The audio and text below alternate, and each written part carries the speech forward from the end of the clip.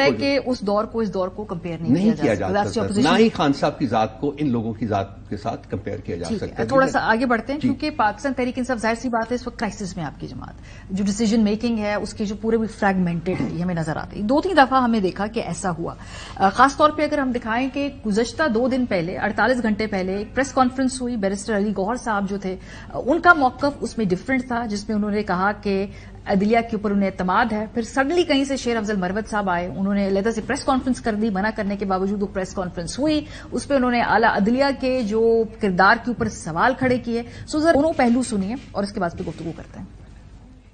पाकिस्तान तहरीक इंसाफ के बियाफ पे, इमरान खान साहब की बियाफ पे हम चीफ जस्टिस ऑफ पाकिस्तान काजी फैजी साहब पर मुकम्मल अदम एतमाद का इजहार करते हैं। खान साहब ने कोई ऐसी स्टेटमेंट नहीं दी कि मैंने अदलिया पे अदम एतमाद किया है किसी भी तरह, और चीफ जस्टिस पे आदम एतमाद है। कोई भी स्टेटमेंट जो खान साहब से मंसूब की जाएगी वो सिर्फ मेरे थ्रू आपके पास आएगी। खान साहब की तरफ से जो भी स्टेटमेंट होगी वो ज्यादातर हम आपको अपने मीडिया सेल के जरिए से दिया करेंगे।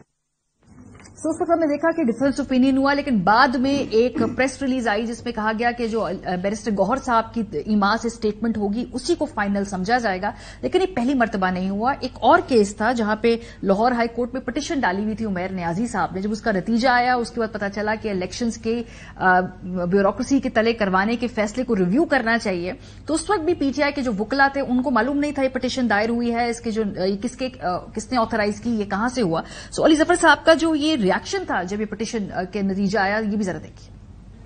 ये एप्लीकेशन वापस ले लेनी चाहिए। मेरा ख्याल है इस केस में बैलेंस है, प्रोपोर्शनैलिटी नहीं कहती है कि इलेक्शन की तरफ जाओ, इलेक्शन की खातिर अगर आपको कुछ सैक्रिफाइस करना पड़ता है करो, क्योंकि इलेक्शन को डिले नहीं कर सकते आप। बेशक ब्यूरोक्रेसी कराए या कोई और कराए, वो अपनी जगह वो मौक़िफ़ दुरुस्त है। सो अगेन चूंकि पार्टी क्राइसिस में है, खान साहब की जब बात कहते थे तो ऑब्वियसली वो चैलेंज नहीं होती थी, लेकिन चूंकि यहां पे अब इस वक्त बैरिस्टर गौहर साहब भी हैं, फिर हर कोई अपनी अपनी तय स्टेटमेंट देता है। ये मुलाकात एक ही कमरे में साथ होती है। मरवत साहब का वर्जन डिफरेंट है, बैरिस्टर गौहर साहब जो कि चेयरमैन है कायम मकाम पीटीआई के, उनका वर्जन डिफरेंट है। इतना स्टार्क डिफरेंस कैसे है दोनों स्टेटमेंट्स में? मैं इस बारे में कोई कैटेगोरिकल स्टेटमेंट, मैं कोई स्ट्रॉन्ग स्टेटमेंट नहीं देना चाहूंगा, not categorical but strong statement नहीं देंगे। मैं उस दिन मौजूद था वहां, मैं वो प्रेस कॉन्फ्रेंस में भी बैठा हुआ था जब गौहर साहब मिल के आए थे, और उन्होंने वो स्टेटमेंट दी थी और कहा था कि हम किसी अदारे के साथ कॉन्फ्रंटेशन नहीं चाहते हैं, इंक्लूडिंग जुडिशरी। उन्होंने कहा था कि चीफ जस्टिस में और बाकी जजेस में हमारा एतमाद है। उसके बाद ये इंसिडेंट हुआ कि मरवत साहब आए और उन्होंने वो स्टेटमेंट दी जिसको कि अभी आपने चलाया। उसके बाद मैंने ट्वीट करना चाहता था लेकिन मैंने ट्वीट नहीं किया। हमने कंसल्ट किया, गौहर साहब ने कहा कि मैं दोबारा जाऊंगा, मैं चेयरमैन साहब के साथ, खान साहब के साथ बात करूंगा और देखूंगा कि क्या उन्होंने ऐसा किया है कि नहीं, ऐसा कहा है कि नहीं। इससे पहले भी 3-4 औकात मरवत साहब की मार्फत से मिसअंडरस्टैंडिंग्स हो चुकी हुई थी। तो नेक्स्ट डे वो गए और उसने खान साहब से बात की, और खान साहब was very angry, actually was very perturbed कि मेरे नाम से, मेरी मार्फत से उन्होंने किसी ने ये स्टेटमेंट दिया। उन्होंने कंप्लीटली डिनाई किया। उसके बाद हमने कल दोबारा प्रेस कॉन्फ्रेंस की, मैंने उसके ऊपर ट्वीट भी किया और हमने कुछ एडमिनिस्ट्रेटिव फैसले किए। और उन एडमिनिस्ट्रेटिव फैसलों में सबसे इंपॉर्टेंट यह है कि खान साहब को सिर्फ और सिर्फ गौहर साहब जो हैं वो रिप्रेजेंट करेंगे उनकी स्टेटमेंट्स को। इसके अलावा 5 स्पोक्स पर्सन्स जो हैं रिप्रेजेंटेटिव जो कि पॉलिसी स्टेटमेंट दे सकते हैं, उनके बारे में भी हमने कल नोटिफिकेशन जारी किया। उसमें ऑफकोर्स गौहर साहब हैं, उसमें सेक्रेटरी जनरल साहब हैं, शिबली फराज हैं as staff officer to the chairman, and I am there as information secretary. और एक लीगल इनपुट के लिए, हालांकि गौहर साहब की भी लीगल इनपुट है लेकिन गौहर साहब बहुत मसरूफ होते हैं, तो इसलिए हमने शोएब शाहीन साहब का नाम भी वहां डाला है।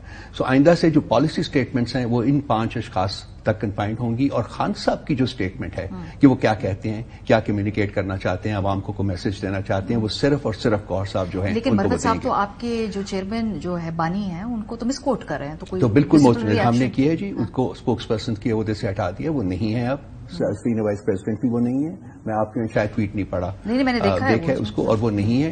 और वो हमने क्लियरली कैटेगोरिकली कहा है कि वो किसी किस्म की स्टेटमेंट पार्टी के बिहाफ के ऊपर नहीं दे सकते, और पार्टी उनकी किसी स्टेटमेंट की रिस्पांसिबिलिटी कबूल नहीं करती। जो पिटीशन हो रही है, मैंने उमैर नियाजी साहब वाली पिटीशन की एग्जाम्पल दी कि हाँ, एक लॉयर विंग के हिस्से को नहीं मालूम था, ایک طرف سے کیس پلیڈ ہوا، اس کا فیصلہ بھی آ گیا، اس کے ریپرکشنز ہوئے، اس کو سپریم کورٹ کو اٹھانا پڑا، لیکن بہت سارے لوگ لائن تھے تحریک انصاف کے اپنے لائرز ونگ میں.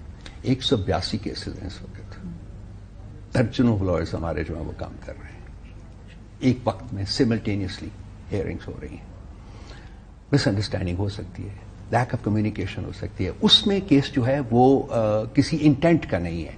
پہلے کیس میں پہلے جو انسٹنس ہے اس میں انٹینٹ لگتی ہے کہ ڈیوبیس ہے، لیکن یہاں جو ہے بیرسٹر ظفر صاحب جو ہیں انہوں نے کلیئرلی اپنی لیگل انڈرسٹینڈنگ کی بیسس کے اوپر کہا ہے کہ وہ کیس ہمیں وڈرا کر لینا چاہیے، اور ہم نے کر لیا تھا، وہ وڈرا کر لیا تھا انہی کے بعد. تو وہ ایک لیک آف کمیونیکیشن یا کوئی اور ہے، that's a small matter. But this matter, the other matter that we have discussed, اس کے بارے میں ہم نے اسٹرانگ ایڈمنسٹریٹو میجرز جو ہے نا وہ ان پلیس کیے ہیں، وہ لیے. ٹھیک ہے.